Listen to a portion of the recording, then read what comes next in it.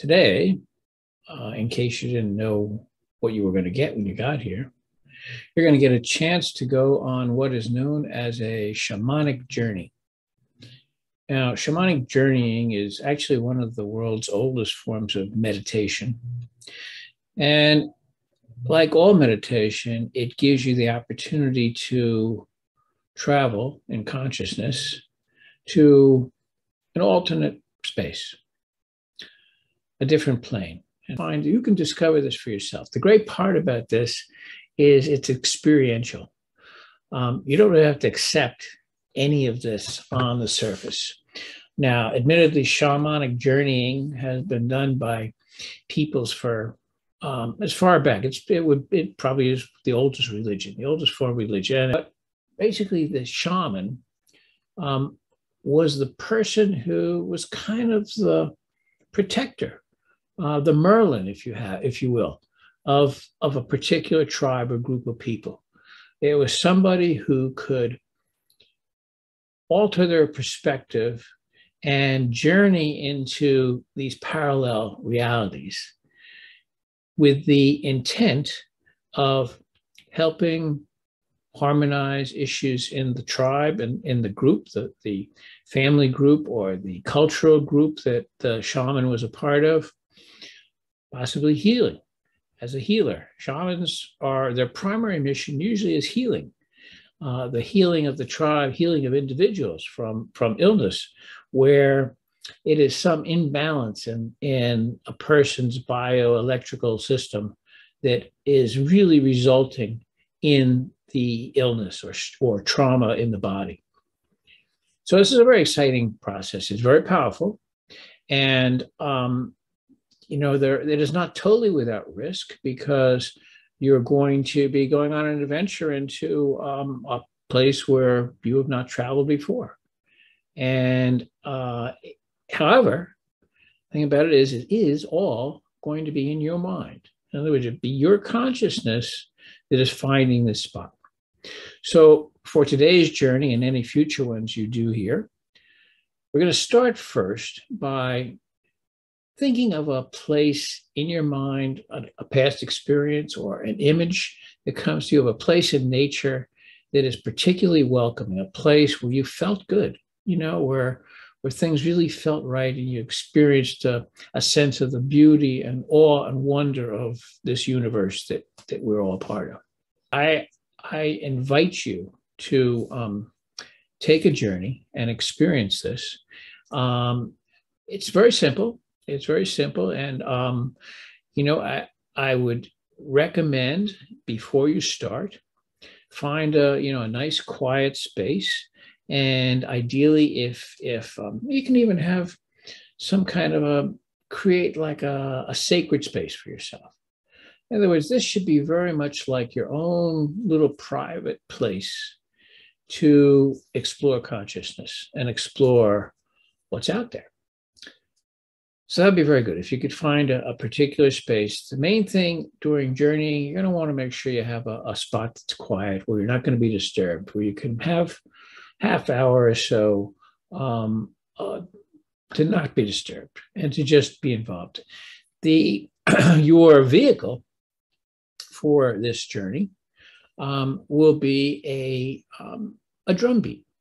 Now, this is very traditional. There are basically drum and rattle are the two key forms of stimulating the brain or entrancing consciousness, normal consciousness, to get in sync with this level of reality. You're actually going to be, as in all meditation, you're going to be transported, shifted in your perspective. Just through altering the brain waves. And what the drum does is the drum will synchronize your brain in a way. It slows it down. So you're at more of a theta brain state, which is a more subtle, softer level. And at that point, you will start to be able to have glimpses of another reality. Now, it's going to be behind your closed eyes, but what you may very likely find is that it will be like a movie, very much like a dream. very much like a dream, except the difference is it will have more of a tangible sense to it than a dream. I think you'll very definitely have a feeling that it's really real, and you'll be a lucid dreamer in the sense that you'll be able to control it. And unlike in the dreams when you're asleep at night, those dreams, often you're just a spectator. You're kind of watching the dream develop and going along for the ride. In a shamanic journey, you're going to go very specifically to get answers to questions. Find different things that you can find useful that may be buried in your consciousness, or that are accessible if you tune into a larger kind of global consciousness, but may not be normally accessible to your local consciousness as who you are as an individual. So it's going to give you a chance to open up. So it's the drum beat will be your kind of magic carpet, or your vehicle to fly into this altered viewpoint, altered sense of the world. Now, I would recommend a couple of things. First, initially, you should just go and try to locate your sacred garden. And once you're there, explore it, see what's there. And if there are things that seem out of place, you can try to figure out ways to tend them. And you'll find that if you discover something that really is uncomfortable, you don't like, that as you explore and figure out how you can remove that, you'll very likely find that you have helped remove some impediment in your normal waking state, day-to-day life as well at the same time. But we'll get more into that. You can get more into that later. For now, I want you to go and work on finding your sacred garden, see if you can find it. And possibly, if not this time, for the next time you do a journey, what you want to do is see if you can find some of your helping spirits. All of us have spirits that are kind of maybe alternate elements of our personality, or who knows? Who knows really what they are? But you may find that you have helping spirits. They may be animals. They may be mythical creatures. Really could be anything find there. So anyway, you'll find this on your own. I'm just really kind of giving you little ideas. And the main thing is, this is something to have fun with. And also, like any meditation, it's an opportunity for your system to rebalance. It's an opportunity for you to examine your being from a different perspective and gain new insights. And it is something that it's a practice skill. This is something that as you do it, the more often you do it, the more dynamic and effective and real it will become. And so at any rate, I invite you, we won't go any further, maybe we'll make some more chapters of this with a little more information. There's plenty of information in the Hank Wesselin book, The Reenchantment, or the Journey to the Sacred Garden book. But for now, find a comfortable spot. Possibly you may want to put an eye shade on, something to cover your eyes just to make it dark. We're going to play a soundtrack of the drumming. And for that, possibly the best solution would be if you have a set of headphones, that you can put the set of headphones on, cover your eyes, put the eye cover just to make it darker, and then sit in a nice, peaceful place where you won't be disturbed. Relax and set the intention. Set the intention to find your own personal sacred garden, and a place of peace, a place of rest, a place of recharging, a place of discovery. So right now, you should pause this video for just a moment until you're ready. Get ready. And then start the video again, and the drum will begin.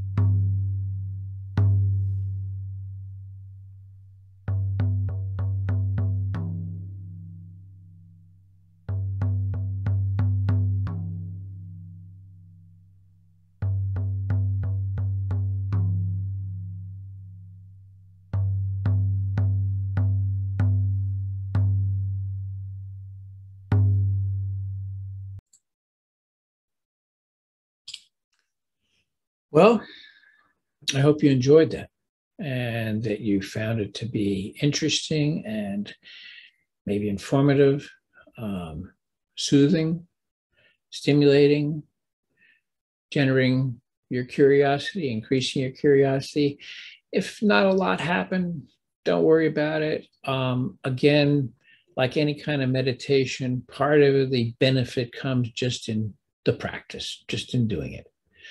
But you will find that if you set the intention for discovery and revelation of sorts, finding things that will help you in your day-to-day life, that you will get better and better with time. Now, we'd also recommend that right now, before you get back involved in your busy day-to-day life, that you sit and just take some notes on exactly what you experienced.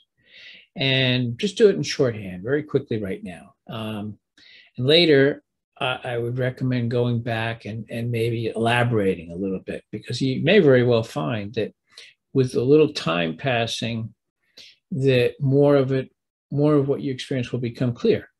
You may, remember more nuances, little details that you hadn't really picked up on before. And because it's very much like visiting a new place and experiencing some of the things that are obvious. And then if you think back on it, you'll remember little details that maybe didn't stand out initially. So that's all very important. But at any rate, again, I hope you enjoyed this. I hope you take some notes. And again, I recommend doing this on a somewhat regular basis, and explore. And if you would like to get more information on different types of journeying, please, get in touch with me. We'll look forward to doing some future sessions. Certainly do one where you look for your, see if you can find your spiritual helper, spiritual guide. That you'll find very useful. I know that I have a couple that are kind of always, I feel I always have my back. Just kind of there, and also like a trusting friend that I can talk to anytime I want, which is kind of nice. So anyway, you'll see what you find. For everybody, it's going to be different. It's going to be your creation. So enjoy and go out and create a lot of wonderful adventures for yourself and those that you're surrounded with. So thanks.